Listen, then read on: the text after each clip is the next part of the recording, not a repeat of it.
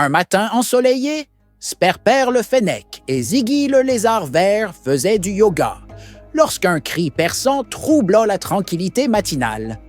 Sperper dressa ses oreilles, tandis que Ziggy grimpa au sommet d'une dune. « Sperper, c'est le faucon pèlerin !»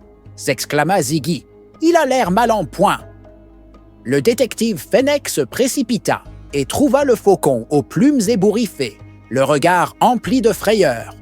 « Que t'est-il arrivé ?» demanda Sperper. Le faucon, haletant, raconta qu'il avait trouvé une carte menant à un trésor caché dans les dunes. Mais une ombre mystérieuse l'avait attaqué et lui avait volé la carte. Sperper et Ziggy échangèrent un regard. Ils devaient agir vite. Suivant les traces laissées dans le sable, ils traversèrent des dunes scintillantes, des oasis secrètes et des grottes oubliées. Un scorpion sage leur indiqua avoir vu une silhouette filer vers le canyon des ombres. Un vieux serpent murmura que seul un chacal rusé pouvait être responsable. Finalement, après une course effrénée, ils découvrirent le coupable, Koba, le chacal notoire. Caché dans un recoin du canyon, il contemplait la carte. « Fin de la route, Koba !» annonça Sperper. Koba tenta de fuir, mais Ziggy, rapide comme l'éclair, lui coupa la route. Pris au piège, le chacal grogna et relâcha la carte.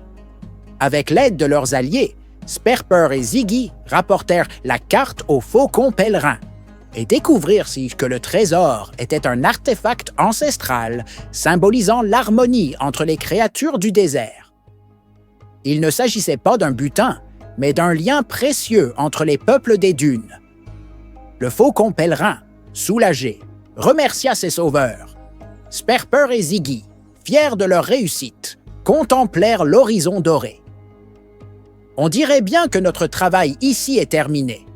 Pour l'instant, dit Sperper. « J'ai hâte de voir notre prochaine enquête, » répondit Ziggy, sa queue battant l'air. Sous le ciel étoilé du Sahara, les deux amis étaient prêts à protéger les secrets du désert, quels que soient les dangers à venir.